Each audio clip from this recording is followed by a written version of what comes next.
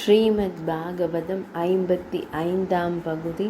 நீங்கள்தான் நான் நரகத்தை அடையாமல் காக்க வேண்டுமென்று வேண்டினான். மன்னன் சித்திரகேதுவின் வேண்டுகோளை ஏற்று ஆங்கிரச முனிவர் புத்திர பாக்கியத்திற்காக விசேஷ யாகம் ஒன்றை நடத்தினார்.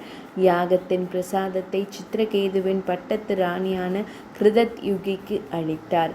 சித்திரகேது, நீ விரும்பியபடி விரைவிலேயே உனக்கு வாரிசு உண்டாகும். கிருதத்யுகி ஓர் ஆண் குழந்தையை பெற்றெடுப்பாள் என்று கூறிவிட்டு சென்றார். ஆங்கிரச முனிவர் கூறியது போலவே கிருதத்யுகி அழகான ஆண் குழந்தை ஒன்றை பெற்றெடுத்தாள். மன்னன் சித்திரகேது அளவில்லாத மகிழ்ச்சி அடைந்தான். குழந்தை பிறந்ததை கோலாகலமாக கொண்டாடினான். ராஜ்யத்திற்கு ஒரு வாரிசை தந்த கிருதத்யுகியின் மேல் பெரும் அன்பு கொண்டு அவள் அருகிலேயே இருந்தான். எந்நேரமும் குழந்தையை பார்த்து பார்த்து மனம் பூரித்தான். மற்ற எந்த மனைவிகளையும் அவன் பார்க்க கூட செல்லவில்லை. இதனால் சித்திரகேதுவின் மற்ற மனைவியர் கோபமடைந்தனர். கிருதத்யுகியின் மேல் பொறாமை கொண்டனர். அவள் பெற்ற குழந்தையினால்தானே மன்னர் தங்களை புறக்கணிக்கிறார் என்கிற ஆத்திரத்துடன் குழந்தையை கொல்ல திட்டமிட்டனர். யாருக்கும் தெரியாமல் பாலில் விஷம் கலந்து கொடுத்து குழந்தையை கொன்றனர். குழந்தை இறந்து போய்விட்டதை அறிந்த கிருதத்யுகி மனம் உடைந்து போய் கதறினாள். தாழ முடியாத துக்கத்துடன் அழுது அழுது மயங்கி விழுந்தாள். மன்னன் சித்திரகேதுவோ கிருதத்யுகிக்கும் மேலாக துயரத்தில் மூழ்கி பிடித்தவன் போலானான். ராஜ்ய பரிபாலனத்தில் கவனமின்றி குழந்தையின் நினைவாக அரண்மனையிலேயே முடங்கி கிடந்தான்.